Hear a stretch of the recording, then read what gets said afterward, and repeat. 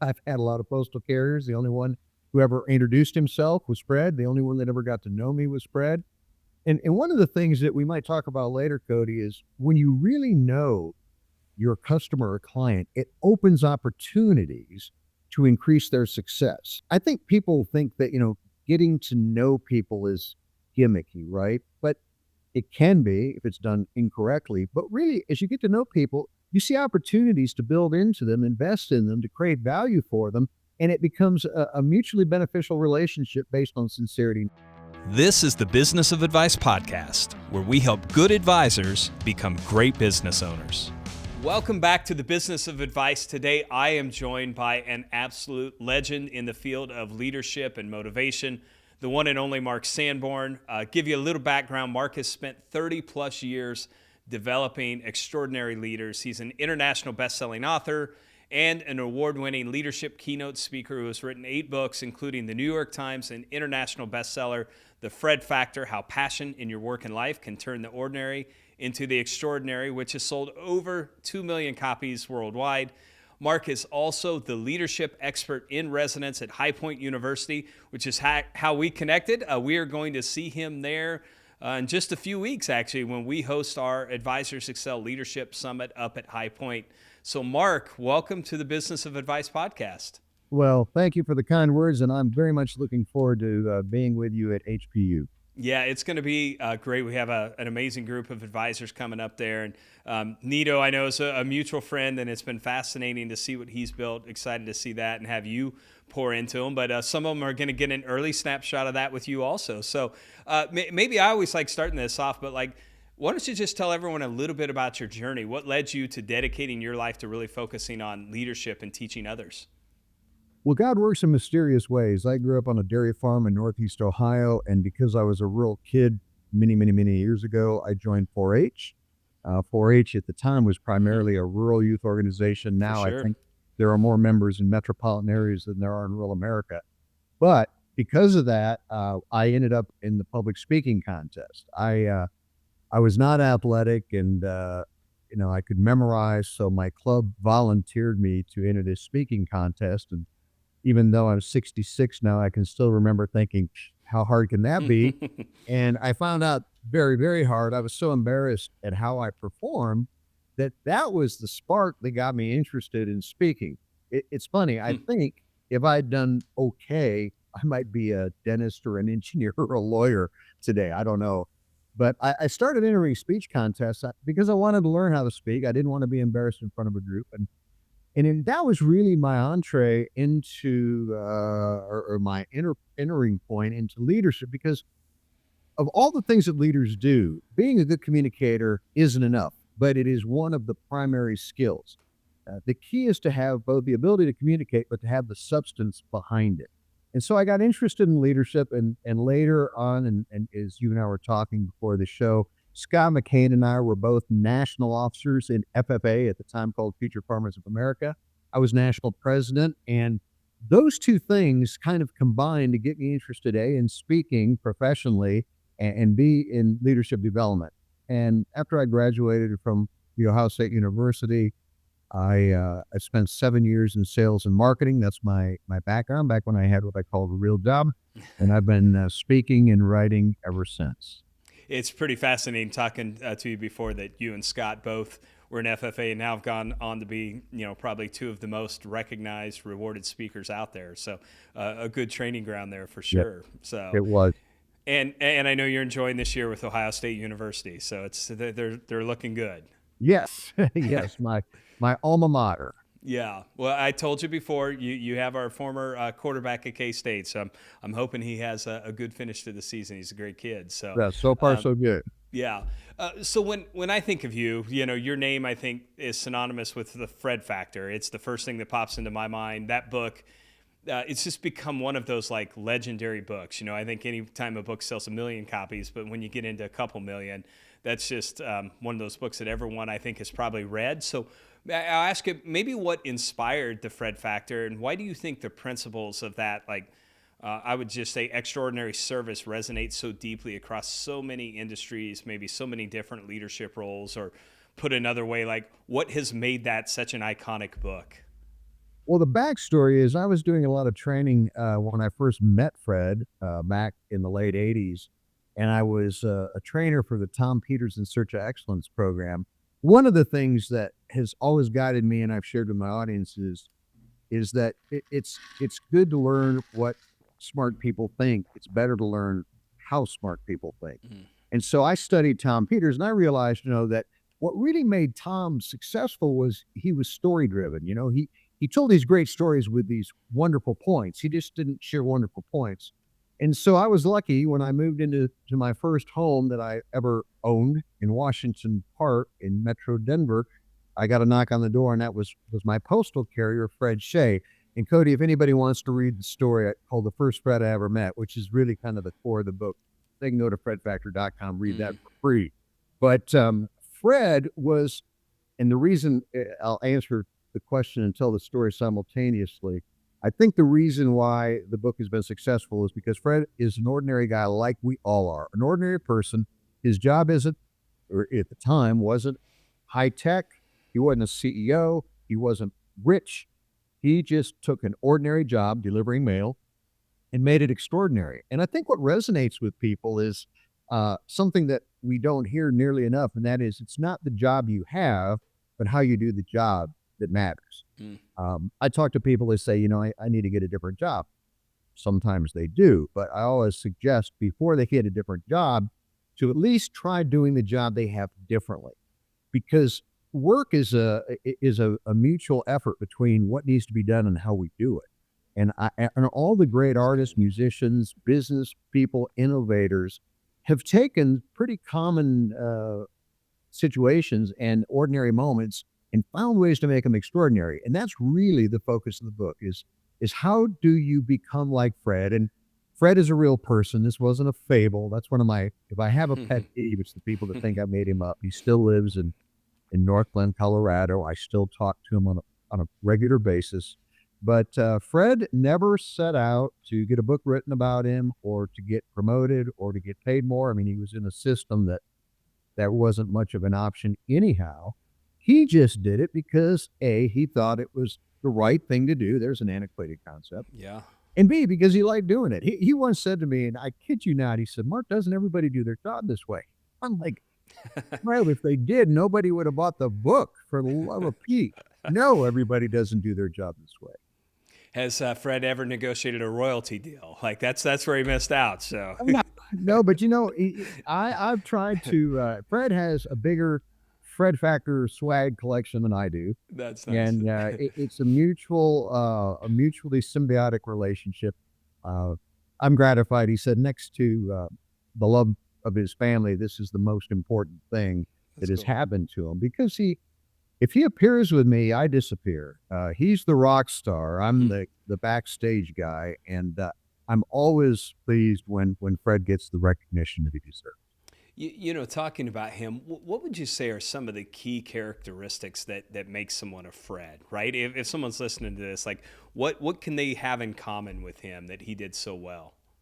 Well, the first is Fred didn't just look for opportunities to make a difference. He found ways to make a difference. He was always thinking about his customers, the people on his route.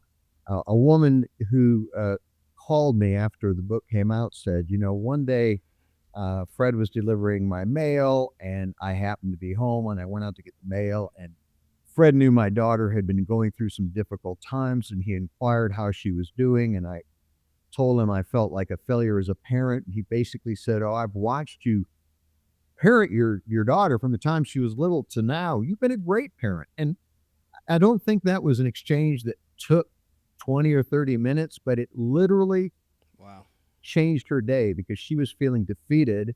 And Fred, who's an objective third-party observer, confirmed that no, it was circumstance. It wasn't her lack of good parenting. So I always say that everybody makes a difference. The only question is what kind. And we really miss opportunities in our work and in our personal lives to do what Fred made it a point to do. Secondly, it's all built on relationship. I've had a lot of postal carriers. The only one who ever introduced himself was Fred. The only one that ever got to know me was Fred. And one of the things that we might talk about later, Cody, is when you really know your customer or client, it opens opportunities to increase their success. I think people think that, getting to know people is gimmicky, right? But it can be if it's done incorrectly. But really, as you get to know people, you see opportunities to build into them, invest in them, to create value for them. And it becomes a mutually beneficial relationship based on sincerity, not manipulation. So Fred he's a relationship guy, not a big crowd guy, but one-on-one, he's as intensely focused as anybody I've ever met. The third thing that I kind of used my words to craft is that Fred was able to create value without spending money to do it. To my knowledge, postal carriers don't have a budget. He couldn't, buy me a Christmas gift or do anything like that. But he would literally look after my house while I was out of town. He knew I was a speaker. He knew I traveled a lot. He would look for misdelivered boxes on the wrong porch, which he often found. And he basically talked about how I could, take delivery of my mail without increasing the likelihood of getting burglarized. And those are little things. And this is so important. The faster you throw money at a client or a problem, the less likely it's the best solution. The book, I talk about replacing money with imagination and replacing capital with creativity. And that's really what Fred did. And then finally, you got to reinvent yourself every day. Certainly, delivering mail could be boring, just like your job, my job, any job could be boring. It's up to us to keep it fresh. I never, ever heard Fred complain or he didn't talk about how bad the weather was or how good the weather was. He just basically found a way to continually reinvent himself. He retired, I'm trying to think how many years ago it was pre-COVID, probably 2015, 2016. And he hasn't changed. He still lives like he did when he was a postal carrier. He dotes on his grandchildren. He loves to be of service to his neighbors and the community. And Fred just is a good example of how anyone can choose to be extraordinary. And that's one of the big messages of my work. If I'm remembered for something, one of the things I'd like to be remembered for is reminding people that nobody can prevent you from choosing to be extraordinary. That's good. You might not have been taught it. You might not even be appreciated. By the way, if you try to be extraordinary to be appreciated, you'll probably short circuit it. Don't know how that works, but I know that if you have an ulterior motive, that somehow takes away from the impact. But I'm grateful that Fred knocked on my door. I think every day in the past 20 years since the book came out, I'm waiting for somebody else to knock on my door. I can write a book about, but so far it hasn't happened. You think they'd see your name on the address and put two and two together, right? And I have gotten to know a few postal carriers that read the book. That was kind of cool. One of the guys delivering mail in our neighborhood said, "Hey, you're the guy that wrote the Fred Factor." I'm like, go figure. Fred's got to be one of the more famous postal workers. One of the things you talked about there, I think it's this idea of adding value that he did so well, and the idea of like finding ways to add value without necessarily spending money. And one of the things I love to say to our team all the time, but our advisors have heard me say this to us, I say, all things being equal, I think the business or the company that provides the most value will always win. Is there a strategy that you kind of tell business owners around how to think about how you can go about adding more value to your clients that they should be thinking about or maybe even working through with their teams? Yeah, there is. And there are a few things that I think are relevant. The first is in the olden days of selling, back when I started out, basically selling was a promise to deliver value after the transaction was completed. I think in a competitive selling environment, the best salespeople deliver value before the transaction is completed. In other words, if you can provide value before the customer has ever decided to choose you, the likelihood of them choosing you is greatly increased. So, I think that the value proposition is not just about doing it once they become customers, but doing it before they become customers to increase the odds that they'll say, wow, if I'm getting this much value from Mark or from Cody now, and they're not even my advisor, I'll think about how much value I'll get later. Yep. Secondly, and I alluded to this, but the more you get to know people, the more you can provide value. If Harvey McKay, who's in his late 80s. He might be 90. I've known Harvey for many years. Talking, haven't talked to him recently. He wrote a book 40 years ago, and he talked about the McKay 66 questions that the McKay envelope company found out about every customer. Now, they made envelopes, pulp and ink, right? Yep. Not a easy to differentiate product.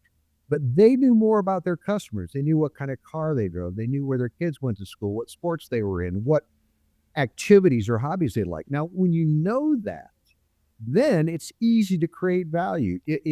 I have clients that I know are deeply into innovation. And so when I come across something on innovation, I simply send them a link or a digital doc and keep the conversation going, because I know that's important to them. So if you don't know your clients, you can't do that. The third thing is to always teach your team to go A, B, C, D, above and beyond the call of duty. For instance, if a client says, wow, and this happened to me years ago. I was speaking for a food company on the West Coast. And I found out the VP of sales was a car fanatic. I love cars. I like almost anything with an engine, but particularly cars. And I had not known about a magazine. It was so long ago, they don't publish anymore, called Auto Week.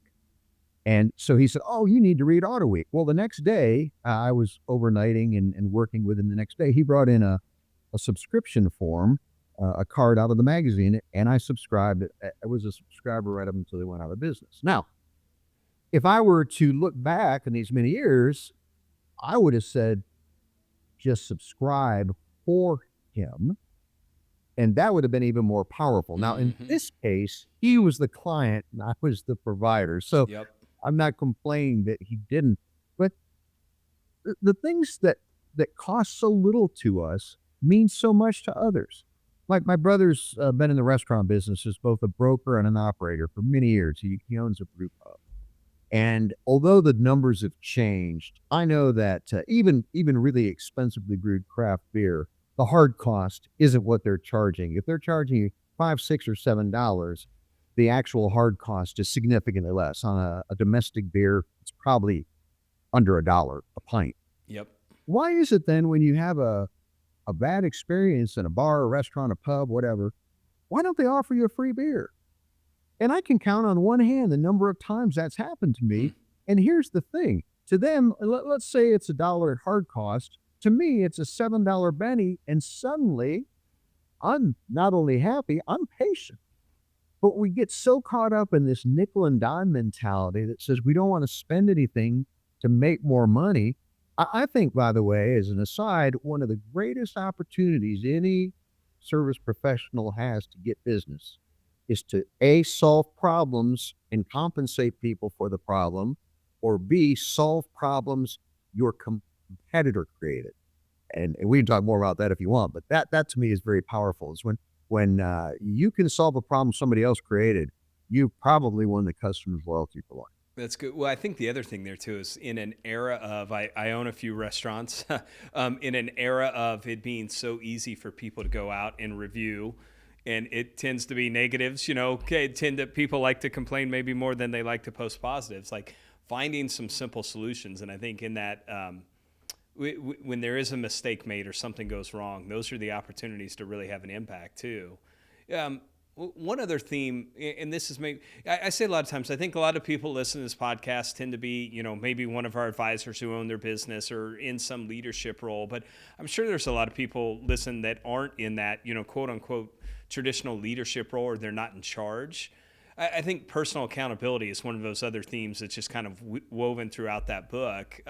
How would you tell people who aren't in a formal, maybe like in charge ownership role, to think about how they can really take ownership of their role and help contribute to the organization? Yeah, I think the demarcation between a leader without a title and an employee is that an average employee takes action, but a leader without a title takes responsibility. We can go through the motions. Over the years, I've come to believe that whenever somebody says, I did what I was supposed to do, that's almost always an excuse that they didn't do enough. In other words, they followed the rules, they didn't break the rules, but the customer's still unhappy, the problem's still unsolved. So I think that there are very, in my book, You Don't Need a Title to Be a Leader. I say all leaders, regardless of title or no title, increase ROI. Now, in accounting, ROI stands for return on investment. But the way you create return on investment is by increasing relationships, outcomes, and improvements.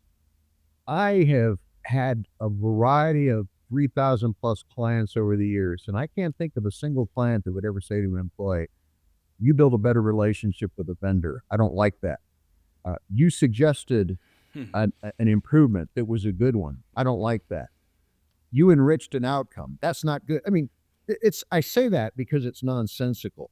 Nobody is going to be critical of someone who's able to build better relationships, enrich outcomes, and suggest and implement improvements. So I think if you want to add to your organization, again, whether or not you have a position or a title, look at how can you increase ROI, relationships, outcomes, and improvements. That's really good. Okay, I want to talk some leadership. Obviously, I know you're so well known for that, and just a huge topic. So I say one of the things, we have a very simple mission here. We say we want to help good advisors become great business owners. And in simple terms, what that usually means is when an advisor comes to us, they tend to be a really good financial planner, like maybe they really get the technical side, or candidly, a lot of them are just really great salespeople, right? They're good at converting people into clients. But then we show them how to start taking these steps to build a real business that gives them more, I would say, more freedom, more time, more money. But that usually involves this painful growth around leadership. Like the team gets bigger, it becomes a little more complex, or leading more people, and that can be hard. So I'd love to just hit a couple different leadership topics with you, if that's a good place to start. Okay, Yeah, you bet. Let's start with maybe I would just say foundation of it. What have you seen are the biggest keys to someone successfully growing and maturing as a leader, as the maybe organization grows and they're in charge of it? Well, there are several. The first is let's define leadership, because I think, without a working definition, we don't have a common good. ground to talk about. Leadership, I define as an invitation to greatness we extend to others by example. Now, if you Google leadership, you'll get like 88,000 pages of definitions. But what I'm saying there is that you exemplify the kind of commitment and passion, creativity, and performance that you want your team to have. And when they become better, your organization becomes better. So having said that, first thing is my friend Mike Staver says something, and I always give him credit because I think it's so obvious yet not noticed, and that is leadership messes with other people's lives. You really need to take it seriously. This isn't just about growing revenue or getting the job done. This is about the quality of life. And matter of fact, the research is that what we most evaluate leaders on, especially over time, is the impact they had on us. Mm-hmm. And we often kind of become transactional rather than relational. I would say the biggest challenge in leadership is to balance relationship with results. If you get a lot of results and burn out relationships, you're a tyrant. If you have good relationships and no results, you're a good old boy, a good old gal. And so that's the great tension of leadership. So I would say that, that's kind of a friendly warning that don't take it lightly. It is a serious responsibility, and you owe it to yourself and your team to be as good as you can. Now, having said that, the next thing is we always say, we know what we lead, but most people don't know where they're leading to. Leadership always has an outcome in mind. We typically in business call it a vision. And if the vision isn't clear, then we really can't hold it against our team when they don't achieve it. One of my books is called The Intention Imperative. And I said that the one thing all great leaders have in common is they're crystal clear on what they're trying to accomplish, and they take the right actions every day to accomplish it. That's bedrock. I don't think you can dig any deeper than that. Crystal clear what you're trying to accomplish and taking the right actions to accomplish it. So to the degree you can clarify that to your team and get buy-in. And here's the problem. A lot of leaders create visions that are compelling for them, but not so much for their team. Yeah. it's one thing to know what I want my future to look like, but if I can't paint a picture of the future that makes my employees go, I want to stay here, I want to produce more, I want to move up, I want to increase responsibility. If that vision doesn't do that, then it's a very narrow and ineffective vision. And I guess, and there's a lot of things, obviously, but I think the other thing, and we talked a little bit about it, is the ability to communicate clearly. One of the biggest mistakes, I did some research during COVID on leaders that were successful and those that weren't. One of the misconceptions is that better communication is more communication. No, better communication is better communication. More is overwhelming. It makes people work to figure out what's important, to dig through a lot of peripheral crap to get to the message, to be concise, to be clear, so that whenever someone gets a phone call or an email or a text, they know they need to pay attention. That's what good leadership is. It isn't about distributing every bit of information to everybody, including those that could care less. And so I would say that for people who are making that transition, it's the same with your client. A confused client buys nothing, and a confused employee doesn't take the correct action. That's good. This question, you may have kind of answered this, but I'll ask it. It may spur something else. But are there any habits that you've seen that you believe differentiate the best leaders from average ones? So maybe not like what would they, but like actual habits that you see great leaders doing. Yeah, I think most great leaders have a process. For as much as we talk about passion in business, passion without a process is emotionalism. Process without passion is sterile. So you've got to have both. You've got to feel the enthusiasm you have for your business, your work in financial services into a consistently replicable process. You don't have time to be making it up every day. I also think that another thing that really high-level leaders do, and I can't honestly say in my opinion, most do, is they recognize the difference between working more and increasing capability. Most leaders, and we all have probably done it, I certainly probably have, early on we think that if we just work longer hours, we'll get more done. And that's true to a point. But we only have so many hours in the day. We only have so much energy.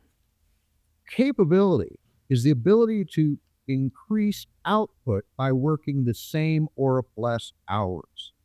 And there's only two ways to increase capability. Grow yourself, grow your team.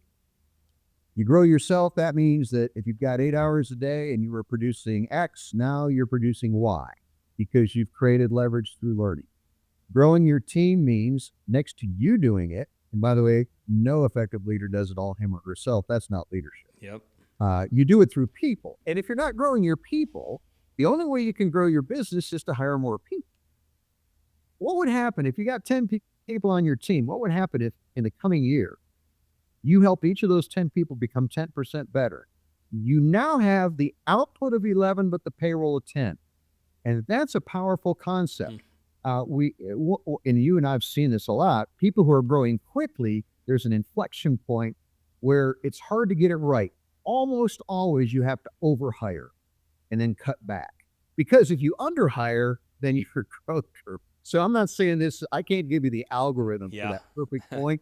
But I will tell you that if you ignore growing the team you've already got, you're not taking advantage of your resources.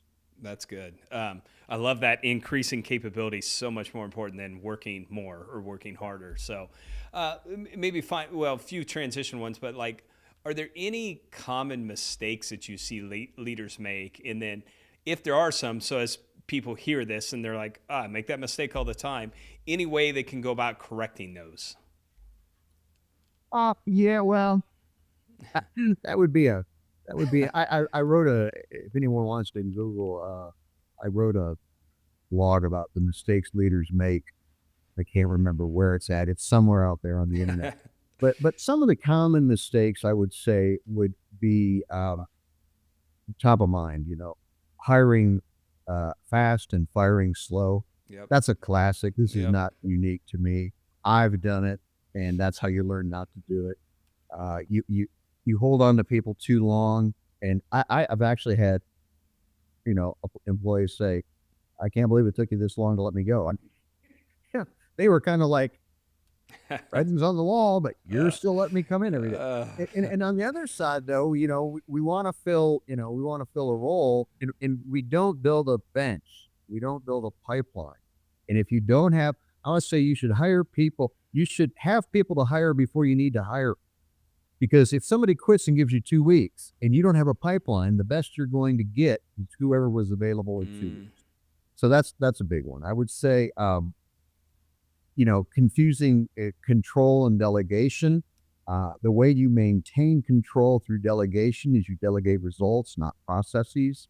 Now, I don't want to sound like I'm going against what I just said, but if an employee is able to do what needs to be done in the time you have allotted them, I don't care how they do it as long as it's legal and moral and ethical. Yeah. And so often we say, here's what I want you to do, and here's how to do it. Well, by the time you explain how to do it, you might as well have done it yourself. So I would say confusing control with effective delegation. The other one I mentioned, thinking that more is better in communication, focusing on quantity rather than quality. And let's say, at the beginning of every year, I often ask my clients, what's your leadership agenda for the year? Because most leaders do not have an agenda. And honestly, the only thing that gets better accidentally with time is wine. The rest of us have to work at it. You're great juice in a bottle, you'll get better over time. But if you don't have a if you don't have a learning agenda, you're probably not learning as much as you could be. So I would say that not having a learning agenda, or not having, for each of your direct reports, making sure they have a learning agenda. That's good. I was just with John Maxwell last week, and he said he learned an important lesson earlier. Someone told him, you're guaranteed to get older, but you're not guaranteed to get better. So if you don't have a plan for how you're going to get better, it's not going to happen. You've spent 30 plus years now in this arena of leadership, but today you're the leadership expert in residence at High Point University right now. So I guess the way I would ask this, as you look back over those 3+ decades, what has changed about leadership? And maybe more importantly, today, especially as you're in front of a lot of younger generational people today, and I think everyone feels like you have to potentially lead them a little different. What would be the most effective things today that people have to understand about leadership? My observation is the biggest change in leadership in the last 30 years hasn't been in leaders, it's been in followers, in that they aren't anymore. Back when Peter Drucker brought structure and shape to management in the mid-1950s, the idea was tell people what to do and make sure they do it. Well, now the shift to leadership is about collaboration and contribution and creativity and commitment. And how we think about and talk about the people we lead impacts the effect we have on them. And if you call people followers, they're going to wait for you to tell them what to do. I mean, they're going to follow. That's not how individuals, millennials, it's frankly not how even older employees want to be treated. They want to be treated as colleagues or associates or team members or collaborators or contributors, because good employees are all those things. So I think, even though much has been written about command and control, or control and command is no longer with us, I think we really need to understand that if you can figure out what needs to be done, you can program AI or a computer to do it. You hire people to figure out how what needs to be done can be done better or differently or not at all. So I think really looking at a collegial relationship, regardless of age and tenure. I grew up in a time where, and I think there is a value to respecting people who have more experience, but I don't think that should be the singular criteria for giving respect in the workplace. I often think about this, like you, I have a lot of friends my own age. I have a lot of friends that are at least 10 to 20 years younger than me. Now, they probably notice I'm old. I don't really notice that they're young, all things being relative, but it keeps me in touch with what is going on in the world outside my little sphere of age restriction. I have a vendor right now who is in another country, and he's a great videographer. And he kept saying to me, I'm just a kid. I'm 21. I said, stop saying you're just a kid. You're 21. You're a really smart, ambitious kid. And that's not why people hire you. I hire you because being 21 helps me because I don't know how 21-year-olds and 31-year-olds and 41-year-olds think you do. So that symbiosis to me that's a selling point. And I wanted him to change in his mind from an excuse to this is a good thing, right? And so I think when we approach that, and it's funny. I'm probably more open. I don't know why. I'm probably more open to different points of views and experience and age now than I was when I was young. Not sure why, but I'm grateful that I am. We'll call it wisdom, right? We get wiser as we get older. So, so I was going to ask this question, and I'll maybe start by talking about, I've mentioned High Point in this, kind of leadership expert in residence, and it's really cool the people that they bring in there. Nito is Dr. Quabain is a mutual friend of ours, and he's been on the podcast early on.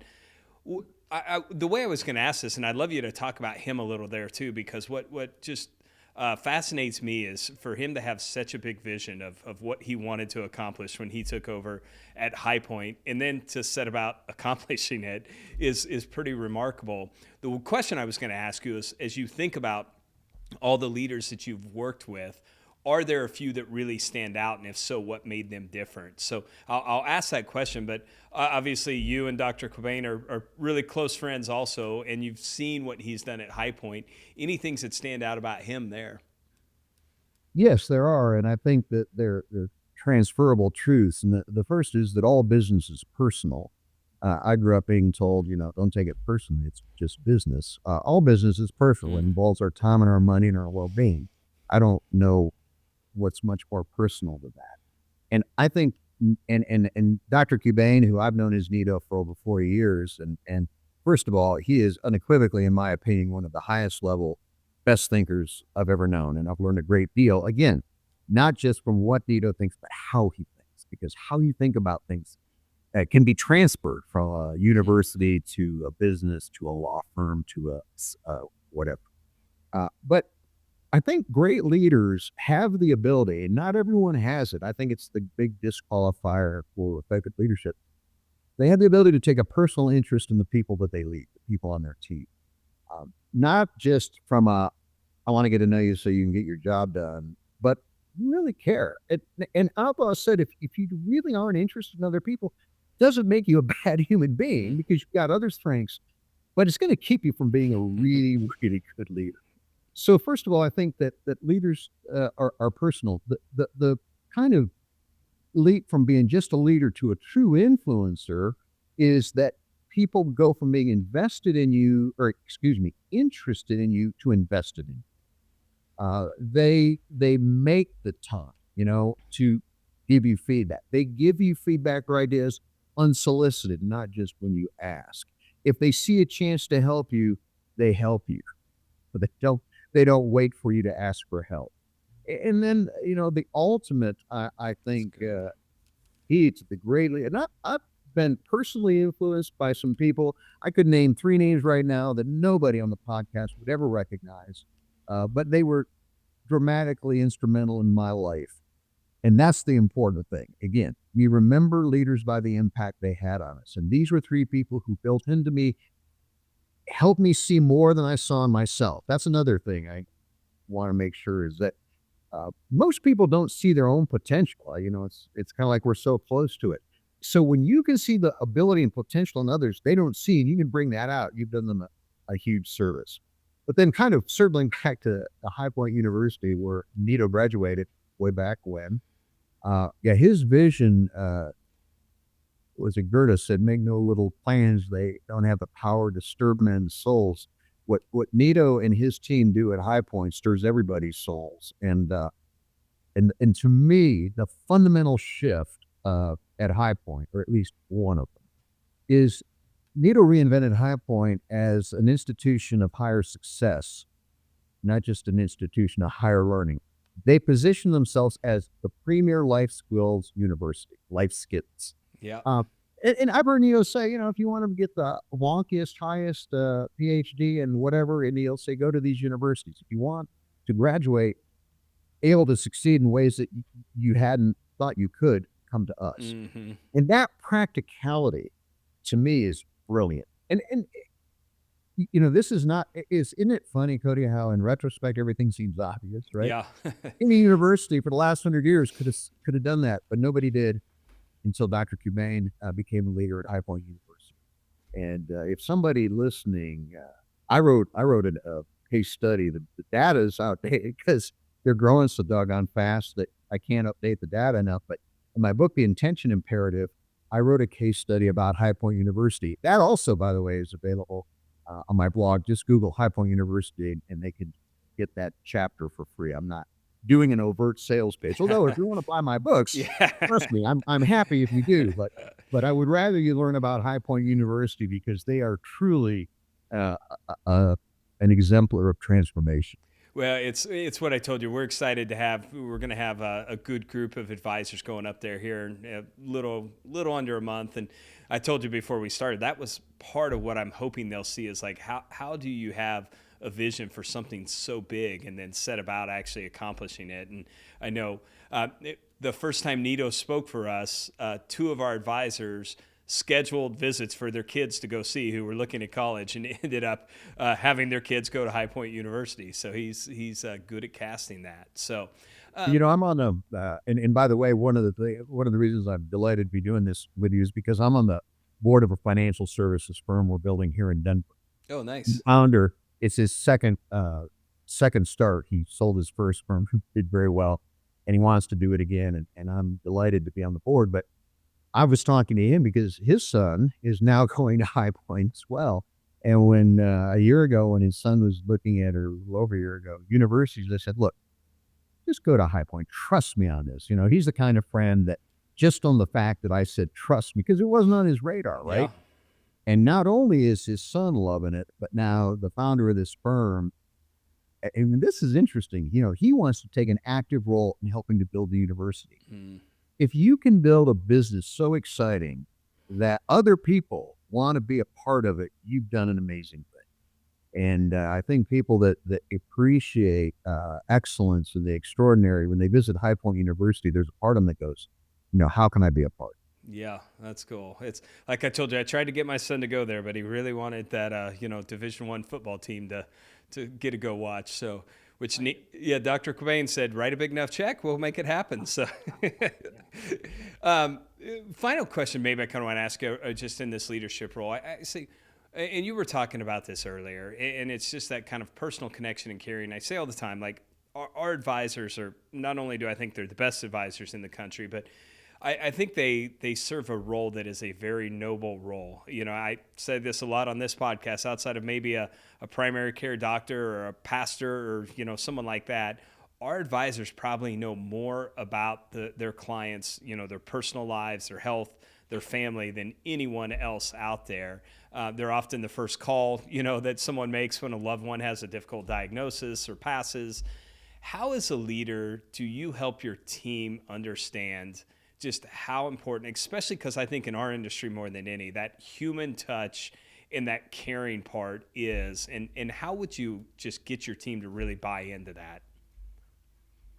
First, let me say something that might sound a little surprising, but count yourself blessed because not every job allows you to impact the well-being of people as much.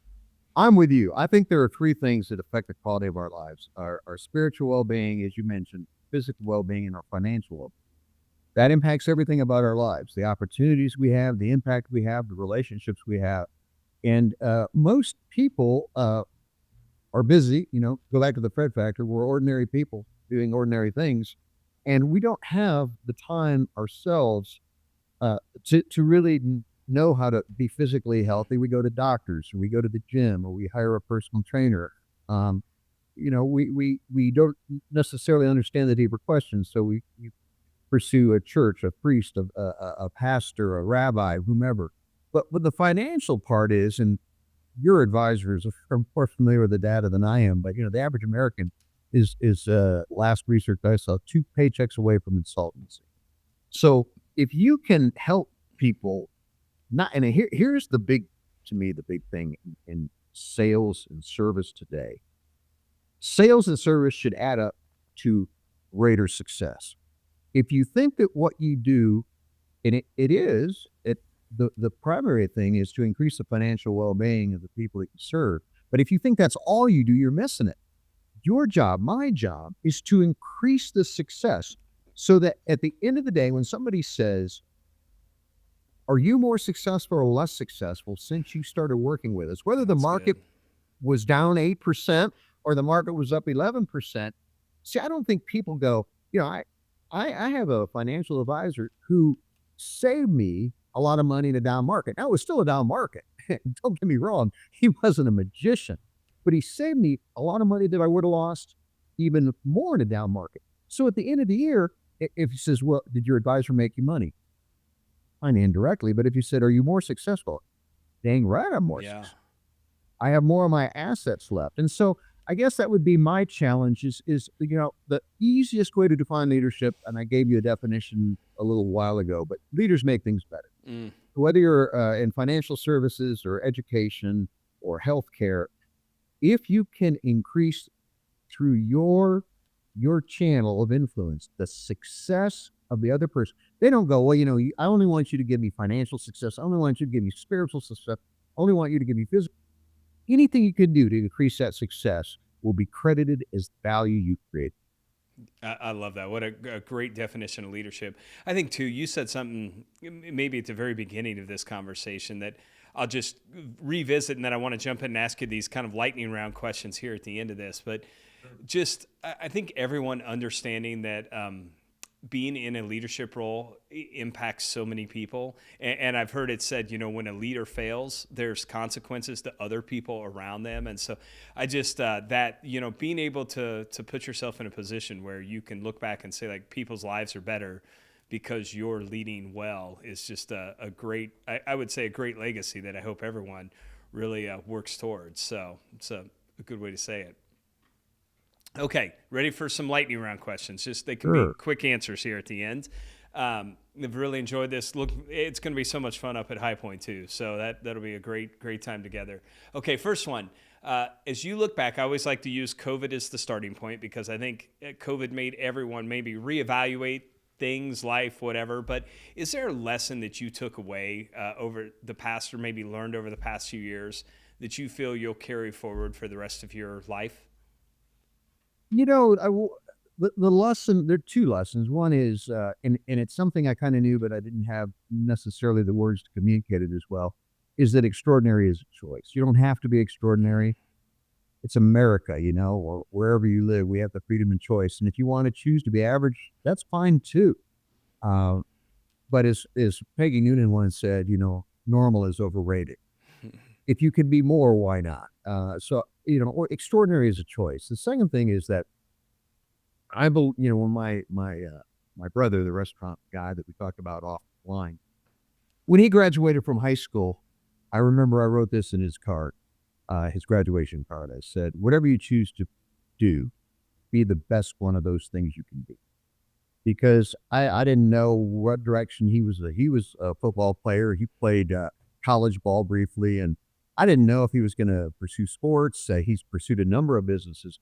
But that's really the thing is taking whatever it is you do, and this was an Abraham Lincoln riff, whatever you are, be a good one. Mm-hmm. What I would say is whatever you choose to do, whether it's parenting, being a friend, being a leader, be the best one of those things that you can be. It kind of leads into the second question. I think there's a number of areas that you would be considered great in, speaking, writing. What would you say as you look back is the one thing that you did that enabled you to go from being good at what you do to great? Well, I learned a lot, mostly through the dumb mistakes I made. I don't think people appreciate mistakes. I think we learn more from mistakes than successes. I think success can teach us what we want to do again, but we often don't remember because there's not the emotional impact that a really massive failure creates. But I would say in my business, both as a writer and as a communicator, when I made a shift to being truly story-driven, I always knew stories were important, but I've now come to define stories as the mental coat pegs that people hang ideas on. And so whatever information you convey, if there isn't a good story behind it, chances are that information won't be retained. That's good. Tell more stories. Okay, third question. What, if anything, are you doing in this coming year to drive your own personal growth and development that has you excited? Well, I started about a year and a half ago, and I'm doing it now. I'm going to continue to do it, and that is to learn how to more effectively use AI. Mm. Now, my friend Jay Bear says AI stands for average intelligence, and I think he's right, because I think that AI isn't the answer, but it's a means to the answer. What I like to do is, to the degree I can, take AI, average intelligence, and make it amplified intelligence. That means, as a writer, I can use AI to do the time consuming things that I could easily do myself, but it would take so much time to do it that it doesn't free up time for the creative process. And so, whatever job you're in, and it's become a cliche, but it's still true, and that is AI won't replace anybody except the people that don't know how to use AI. Yeah. I think that anything we can do, AI is a great tool. Depending who you believe, maybe a greater tool than the internet. That's been a pretty big tool. Mm-hmm. So the short answer, 2 letters, AI. That's a good one. We had our executive leadership offsite retreat this week as we're recording, and that was a big topic about how we're going to leverage that better in our own business and for our advisors. So it's going to be I think it's a good way of saying, I think if you're in a leadership role, I'll just say this, and had an episode a few ago that had Jeff Woods on talking about this. If you're in a leadership role and you're not like studying and paying attention to that, you're not doing your job as a leader right now. So I think that's a great one. Okay, fourth question. It cannot be one of your books, so everyone should read your book, so I'll preface that. But outside of yours, is there one book that you've recommended most to other leaders? Yeah, I get asked that question a lot. And one of my emphases is that we improve everything, our lives, our businesses, our culture, our country, when we learn to think better. Mm. And there is a book called Super Thinking. And it isn't the kind of book you read like Good to Great, front to back. It's the kind of book that has chapters about how to think better about different things. It's a book of thinking models. That's the subtitle, I believe. It's called Super Thinking, a big book of thinking models, if I remember correctly. And thinking better will improve, some things we do improve a particular area of our lives. If you think better, it improves every area of your life. So I would highly recommend Super Thinking. That's great. That's one that has not been recommended in the almost 100 episodes we've done. So I'll go pick that one up. That's the downside when I ask that question. My bookshelf keeps stacking up. So, okay, final question. What is the best piece of advice you've ever received? That one, believe it or not, is etched in my mind. I was probably 20 years old, 18, 19, the late 70s. I was visiting with a guy named David Johnson. He was an Ohio state senator, very later in life, as I understand, very involved in leading the Republican Party. But I was talking to him and asked him for advice, and I'll never forget, he said, whenever you speak, whether you're doing a eulogy or a keynote speech, after dinner, giving a prayer, never forget that people want to be entertained. Now, I've unpacked that because I've had a lot of years to think about it. I think that what he was saying, at least the way I interpreted it, wasn't gratuitous entertainment, funny, clever, but engaged. We live in a culture where if you can't engage people, they can't buy, listen, understand, track. And so if I were going to amend one word, I'd say never forget people want to be engaged. And probably, and I still agree with David Johnson, the best way to do that is by being entertained. That's good. Mark, I appreciate your time today. Really looking forward to spending time together up at High Point here shortly with some of our top advisors. Obviously, I said this, we've talked about a number of your books. Everyone listening, if they haven't read those, should pick them up. But how else can people follow along, stay up to date with all the things you're doing? Well, kind of my mothership of information with videos and articles is marksanborn.com. If people choose to connect with me on LinkedIn, that's where I publish videos and the written word on a regular basis. I have the other social media outlets, but frankly, marksanborn.com and LinkedIn, you're going to get whatever I'm thinking and talking about most currently. That's awesome. Well, Mark, again, I appreciate your time. I say this a lot, that the world needs great leaders. Thank you for imparting so much leadership wisdom on our audience today. Well, my pleasure. Thank you for having me. I look forward to seeing you soon.